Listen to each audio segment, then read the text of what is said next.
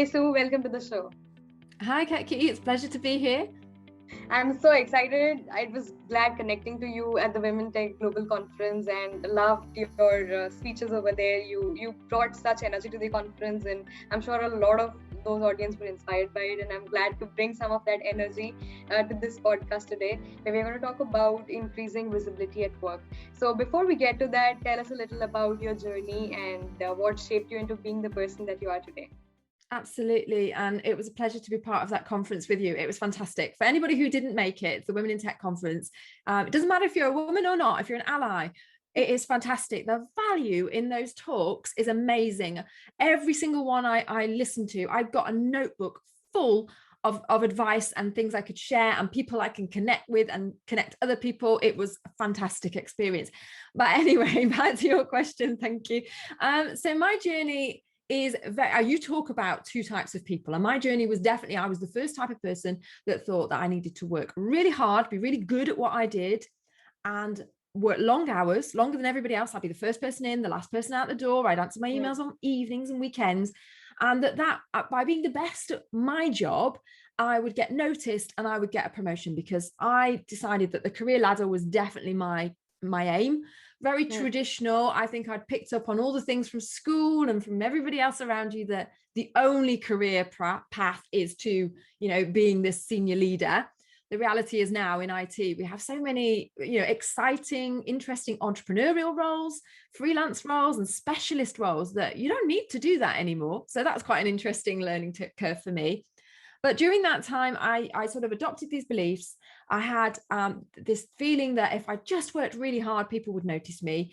And I was really unfulfilled. I remember thinking to myself, I got more to give, but for some reason, I just kept sidestepping from one job to another that was the same job. And loads of people do this. I work with people now who say to me, I've been a project manager for years, same level. I just keep moving to different companies and doing the same job, but different domain.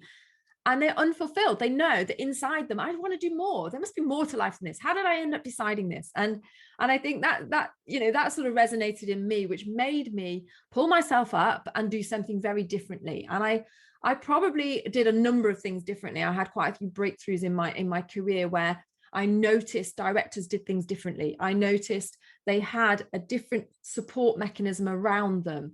I became very obsessed with personal development, and I would feed my mind with, how do I get more productive? How do I get more focused? How do I speak out more? How do I get more confident in these spaces?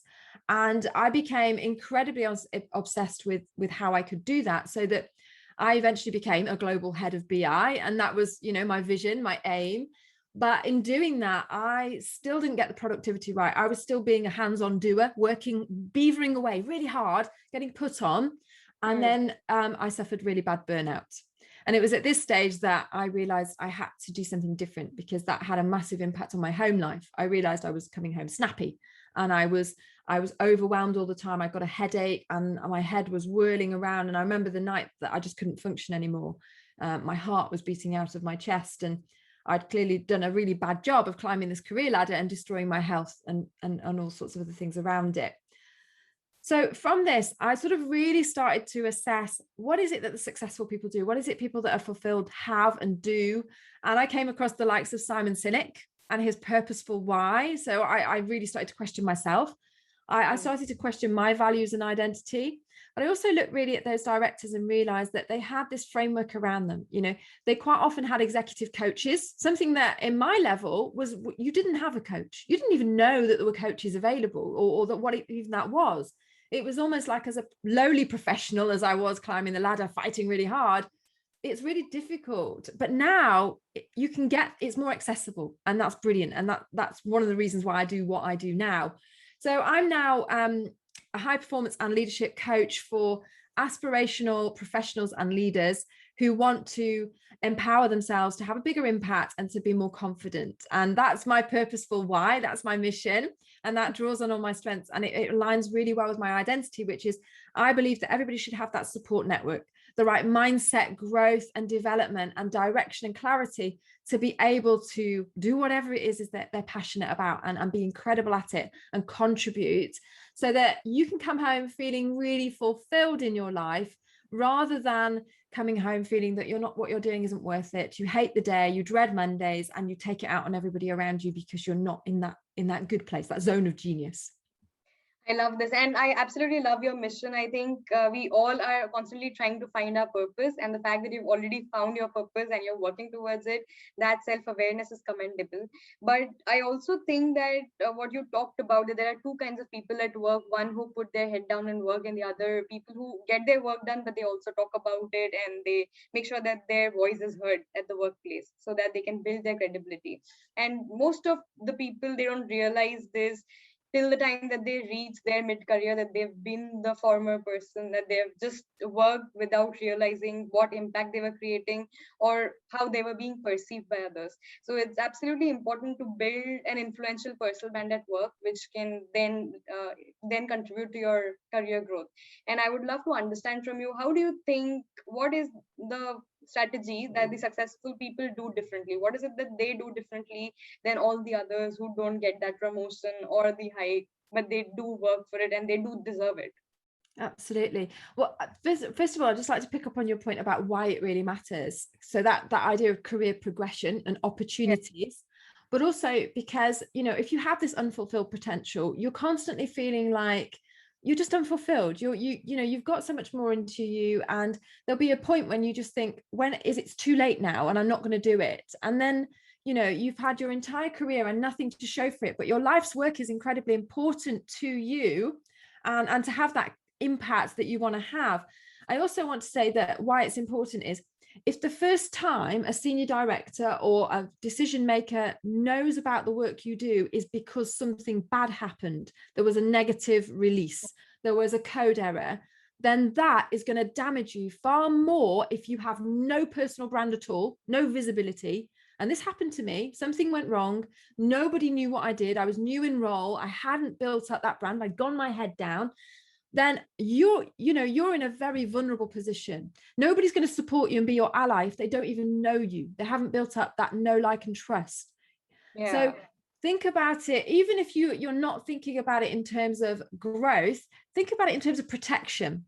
How do I protect and project the fact that I'm doing a great job so that people support me when I need it, when I need that support? So that was quite interesting as well, I thought, as well as the recognition and the opportunities that you definitely want to get from your personal brand. And that learning about yourself kind of comes from talking about yourself and the things that, make you buzz.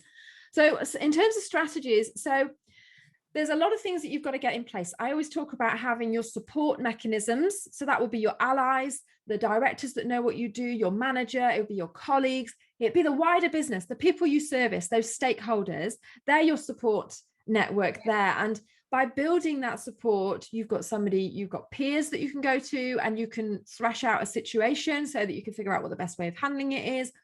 But you've also got those allies and those advocates, and even a sponsor, somebody near the boardroom table, near that decision maker, maybe your manager, who's going to sit there and say, I want Sue to do it, or I want Ketaki to do it. Yeah, that's incredibly important. So that's your support. I talk about mindset a lot as well, because you talk about this. You need to have your evidence, your facts. You need to know what your achievements are. And when you have all of those, it builds your confidence, your self-confidence that says, I know I can do this. I did this before, or even if I didn't do it before, I've achieved this and I learned this from it. So let's go and do this. And then try and learn from this idea as well. You've got to believe in yourself. You've got to have that mindset, that positive mindset, that growth mindset. That's incredibly important. What does she talk about? Marie Forleo, she talks about everything being figure-outable. You learn what you learn. You learned something in the start of your career, and now you're in the position where you already know that. But that doesn't mean that's your plateau. That's not your limit, your perceived limit. You can stretch beyond that. You can keep learning. So having that mindset is really important. And then the third one I talk about is having clarity. Clarity over what are your values. So you talk about this identity, who you are, the real authentic you, not pretending to be that person over there who has banter about XYZ and they behave in a certain way and they mock certain people because that's their style. What's your style? How are you inclusive and conscious about your impact on others? I'm very, very clear on you know, if I hear comments that I think might be taken as offense, you know, I'm very clear on, do you realize that you're not being inclusive? Do you realize when you've set up that team building event that it's not inclusive? And I'm very clear on that. And the old me might have thought I have to go with the flow to fit in. I think there's an element of fitting in. And I had this belief for many years. Why am I not progressing? I work really hard because I don't fit in. It's not my face. But the reality is you've got to get clear on who you are. And when you've got that clarity and that direction, and you've got the support mechanisms, and you've got the mindset, you push forward. You know what you're doing and why you're doing it, and you push forward with that. So in terms of really practical strategies, things that I found incredibly valuable for a lot of people is getting your visibility out there in the business. And I've seen things tactically, I've seen things like intranets being really good examples, starting a page about your department and you contributing to it. What does everybody know? I know you're the expert in VI or Tableau or whatever it is. So invaluable. My team have run training sessions where they've invited people and they've jumped on and showed them calculations or a bit of code. You know, I've had SQL training sessions and my team ran those. So I've now got 38 people across the business talking about my team members being fantastic at these sessions and knowledgeable, building their expert status with their managers. Running things like updates. You talk about having an update with your manager, 100%. Your manager don't take them as psychic. They don't know what you're going through. They might be sat there thinking it's taken you ages. Why is it taking you ages? Highlight to them the challenges on the project and how you overcame them, how you made it happen. You talk about this a lot. And then, you know, in terms of wider business, your team needs to be visible at a board level, needs to be visible at a higher level. Therefore, offer your senior directors, and they won't show up to every month or every bi-month or whatever you want to do, or every quarter, an update session. Record it if you can on Teams. This is easy, isn't it? You can just hit the record button. You'd missed the session. Here's the PowerPoint presentation and here's the recording and here's a summary in an email. But, you know, getting your manager to agree or persuading your manager with those influencing skills as to why it's beneficial to their career as well. Let's get in a room. Let's do an update. And the first part of the update is, this is what we delivered. This is how we delivered something. This is the amazing accomplishments that our team have contributed to your goals. And then in that session, ask them, what is the next direction of the company? What are the next big projects coming up? Senior leaders will be sat there thinking, this is somebody who's strategic. This is somebody who's thinking about how do they support our mission, our business goals. And the biggest issue we have in business, IT, data, pulling in different directions. I want my infrastructure to be amazing. I want all the money over here. And then your commercial directors wanting all the money in sales, and everybody thinking you're always pulling in a different direction. Your goals are always different than the businesses. No, we want to be pulling in the same direction. And we want to know what that is. And by you asking that question, you're already raising your profile to say, this person cares about the business, the vision, because ultimately your career is often about getting more strategic about the projects you do, about delivering them to be profitable, commercially beneficial. And if you know and show that you're interested in that, then it will really help you. So I find having a business update and having a boardroom update so valuable. Making sure you showcase the great work and your team members, their names on the board about who delivered what and contributed, will help to secure their jobs. You know, first team that gets cut when there's a cost saving exercise is the one that nobody knows what you do. Yeah, absolutely. And when you're in the back, we're in the shadows. I don't know what you do. I don't know what value you add. I'm going to halve your team because I'm thinking, I can do without you. I don't even know what you deliver. The reality is they just don't see that it came from you, that their system that they're plugging in every day, their dashboards they're looking at, they don't know that you built them. So tell them, showcase them. So we've got intranet, the boardroom meetings, having training sessions, brown bag lunches. If you can get on brown bag lunches and speak, know what you want to say, know what you want to get across. I delivered X, I did this, and facts. We're talking facts here. So you're not embellishing the truth. And I would like to know, what direction do you see the company going in? What direction do you see this department going in? That stakeholders just had an introduction to you that says, oh, I know what you do. I know your name and I know what you delivered. And now you're asking me about next direction. I'm really interested in you. Let's talk more. So anything you can do where you can get on a big high profile project, get yourself noticed, volunteer for these sorts of things will really serve you in building your high profile, your visibility in your organization. And that's when you're the first person that will be recognized for promotion, but you'll need to put yourself forward for it and ask, like you say. And when you do that, it'll be, that person's thinking, I have a lot of information about you. I know and like and trust the work that you do, and you are interested in the strategic future. So you're somebody who's probably the ideal candidate for this role. You've shown that interest, you've built that up. So that would be what I would advise people to do. Absolutely. And I love that you've shared such actionable tips with everyone, because this looks very intimidating and complicated, but it can really be broken down into simple steps that can be followed every day, just to have that intentional effort of creating your branded work. But one thing that has really struck me in what you said is, you talked about personal branding at work being a protection mechanism, as along with it being a boosting mechanism. So it's also important that it boosts your career growth, but it's equally important that it protects you whenever you're in trouble. So it's a necessity that you should build a personal brand at work, and you should intentionally work towards creating an influential brand so that people recognize the work that you do. And then when you shared about the tips that can be used to increase visibility, one thing that I understood from that is there are different layers to the work that we do. The first is the work that we do, that is how well you can solve the problems, how well you can tackle the challenges.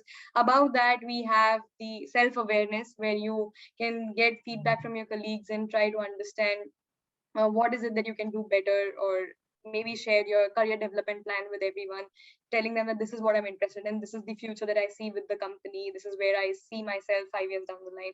So that's another thing. And apart from that, looking at the opportunities and making the most of them, because certain opportunities, even though they might not be related to the team's work directly, but they can really help in boosting your brand. So it can be a brown bag session, it can be a knowledge sharing session, it can be you initiating something just because it will be helpful and insightful for the audience, and also going beyond your team to network with others and making sure that even the higher management knows what you're doing, so that it's not just restricted to your team knowing what you do, but more and more people being included in that circle who can vouch for you and who can vouch for your credibility. And then to top it all, whenever you can, you should nominate yourself. Just by believing in yourself, you should nominate yourself in for those opportunities, saying that these are the facts, these are my accomplishments, this is what I've done, this is what I can do, and I think I'm ready for the next career stage, or I think I'm ready to get that raise, or whatever the opportunity might be that we are looking at. So the short term vision and that complementing the longer term vision that you have for your career, I think that would lead to a very fulfilling career, and then you can make the most of your potential and feel fulfilled personally and professionally. Absolutely. Absolutely. I love that you picked up on the necessity. I sometimes find that when it's a goal, it's easy for us to say, I'm not good enough, or I'm not getting anywhere, I'll just give up. And that's when we, plateau, we sidestep in our career, we're unfulfilled. And then, we get older and we think, I can't do it now. I can't pivot. I can't do something else because I'm too old, or I've done this job for 15 years. Nobody takes me seriously as a leader. And you tell yourself you're not good enough and that you'll never do it. And that's that can be quite stagnating.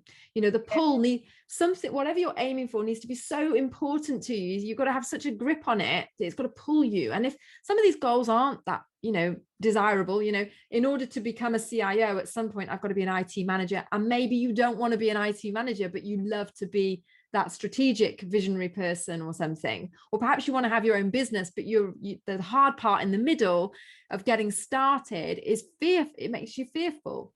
So I think sometimes when you think about necessity, something that you have to do, it forces you. And I think if we all recognize what's going to go wrong, what could go wrong, and when you're held to account, have you got enough allies around you that know the value you add? I think that's just one way of saying it's really actually quite necessary to be visible, that people know what you're doing.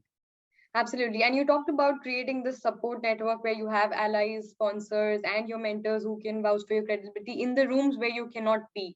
And certain opportunities you don't know that they exist, but there are people who can connect you to that once you have their support. So how do you think that support network can be created? Because it's very difficult to ask someone to be your mentor. How do we approach those people? Yeah, sure. And a large part of this is your allies or your advocates, the people who will be in a room, like you say, when you're not there, and they will say you need Ketki on this project. Exactly. And I've got to the point now where I know people who have managed to build this, where there's a new project about the CRM system. You must get Ketki involved. She can really add value here. She knows her stuff. She knows her data or whatever it is. And you want that person to do that. But how do they, so to roll it back, how do they get the perspective of what you're good at? Well, you've got to get on these high profile projects, but it's not good enough being a behind the scenes developer on a high profile project. You've got to be present and visible, and also speaking out in these meetings. So here's what I see now. We all jump on a Teams call and all I see is initials and black boxes all over the screen. Who's the Yeah, people we switch off our videos, mute ourselves, and just sit there in the background. Exactly. So on those calls, who are you thinking is the most expert person in the room? It's the person that's speaking the most. Granted, we should be listening as well, but it's the person who has the answers or who has contributed some ideas or discussion points or questions. You tend to find they're dominated by 2 or 3 people on these calls, and the others will say nothing until they just say goodbye at the end. And what you're doing is you're missing an opportunity. Get over the fear of thinking I must have all the answers, I must know all the answers, I must say the right thing. Instead, ask questions. If you can start by asking questions, has anybody thought about this? I noticed this happened in a previous situation. How would you like to handle this? Even if you don't know the answers, you ask the questions. Somebody's sitting there thinking, this person's on the ball. They're thinking about all of the different ins and outs. I need them on my other calls because they're going to help us to figure out the ins and outs of all these other calls and ask those challenging questions that nobody dares, because everybody's thinking, if I ask the question, they're going to look to me for the answer. And the reality is sometimes you just got to ask those difficult questions. So be present on the other calls. When you're in a project, make sure you are contributing, even if it's you having a small input on the call and then sending out something that you referred to afterwards. I had a link to a website that talked about an issue. I'm going to share that with you. Somebody sent me an email about this. Let me share it. Be somebody call it the linchpin of your team. The person who shares all the information, who puts something to contact, who says, do you know what? I don't know a great deal about this area, but my colleague Ketaki, she worked on this project. Let me get you in touch with Ketaki, or bring her in on the call, or forward her the next invite, bring her on. She'll really help with this. Even if it's not you personally, you've got that person, you're bringing somebody in, you're the linchpin. Where do I go to when I want to know the answers? I want to go to Ketaki because she's on the ball. She knows who's working on what. She knows how to connect people. She finds me information. Even if she's not the right person, she does that. She jumps on the call. She always participates. She always contributes. Then those people will learn that you're incredible on that project. And next time they're picking their project team, they're saying, I want you on it. And you're not in that room. They're saying, I know who'd be really good for this big, high profile project, high profile clients, high profile system, big business goal changing. They will select you. And that's what you want to be. So it does take the groundwork. You've got to be visible and proactive and present and really show up as your best self every day. And if that means in the morning, you've got to get yourself focused on what it is you want to show up as today. You've got to do your power walk. You've got to move around. You've got to get your energy levels. You talked about having a walk this morning, getting your exercise, and how you were really buzzing for this conversation. What you find your way of tapping into your zone, your zone of genius and coming out. I think what we can discuss in any conversation are just the guidelines, but then everyone has to look within themselves to understand what is it that works for them and how do they prepare themselves better to even recognize these opportunities, because all of these opportunities, the more you recognize, the more you can gain out of those. And you just have to be present truly in every meeting to show that you are not only working, but you're also equally contributing to the mission of the company. So you have to show that you care about the mission and that you're accountable for your work. You're not just restricted to your job duties, but you can extend whenever you're given a chance. And to have that impression on people, that can then translate into them supporting you, talking about your credibility, and even then the word of mouth can propel forward, and you can start getting more credibility at work. So that definitely is a very smart strategy. Just needs a little bit of more mindfulness from individuals. Absolutely. In fact, if I was to use one word, it's show up intentionally. Right. So here's what I see a lot of: people with a screen up, and then while they're on the call, they'll carry on doing the work they were just doing before. Yeah. When you're in those project meetings, when you're in that meeting with your team, you give them the attention. You be intentional about listening, about contributing, and about taking notes, whatever you have to do to process the information. If it's complicated, you be intentional about it. When you're multitasking, when you're not giving them 100% of attention, when you're still thinking about the previous meeting, you're not doing it justice. Be intentional about, if you're going to show up today, if you're going to show up in this meeting, if you're going to show up in this project, show up and be intentional about what you want to achieve. Right. So if you're attending that meeting, you make an impact, else you don't attend it. That these are the only two options that you should have. And I think most of us do that. When we attend a meeting, we are so busy with our deliverables for the day that we miss out on a huge opportunity by not talking, or not by not showing our presence in the meeting, because then everyone thinks that you're just in the background. And this again, it comes back to the Pareto principle. I don't know if you've heard of it, but the Pareto principle states that 20% of the work that you do would have 80% of the impact, right? So I think these are the opportunities which can contribute to that 80% of impact. So you have to understand what is it that you should do better, what is it that you should do more and more of, which can have a bigger impact on your credibility and on your reputation at work. Absolutely, absolutely. And when you talked about mentors, how do you find these people at work? What you'll find is, when you are more intentional, when you show up more, when you contribute more, people will naturally come to hold your hand or want to work with you or talk with you. And you'll just naturally start to fall into these sorts of conversations where, can I grab 10 minutes with you, Ketaki? Yeah, absolutely. You can grab 10 minutes with me. And 5 of it might be picking your brain. And then the other 5 might be you saying, so I'm really keen on career progression. I really want to know how I build, my presence, or how I get feedback on improvement. And that person will then offer that to you, because what you're doing here is you're exchanging information. You're having a win-win relationship with them. You're endearing yourself to them to be your mentor, almost without title. I've found that my best mentors in my career have actually been without title. My most probably awkward ones have been with a title. So don't get hung up on titles and things like that. Just make sure you have those people you can go to talk about with things, and that will be in a room to really talk about you, and that will give you your honest feedback when you need it. And I love that approach, because when we talk about mentorship, people usually think that you have to go to someone and then ask them that, will you be my mentor, and that's done.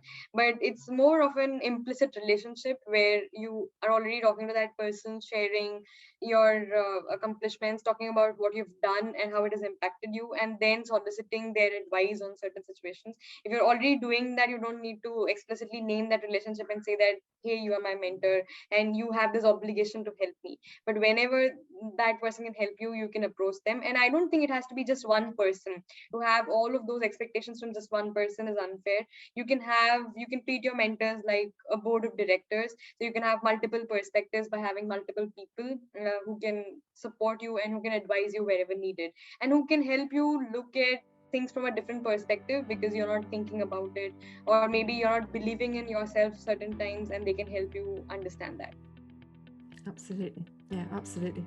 100% Ketaki. So if people want to find you, so where can they find you, and how should they connect with you?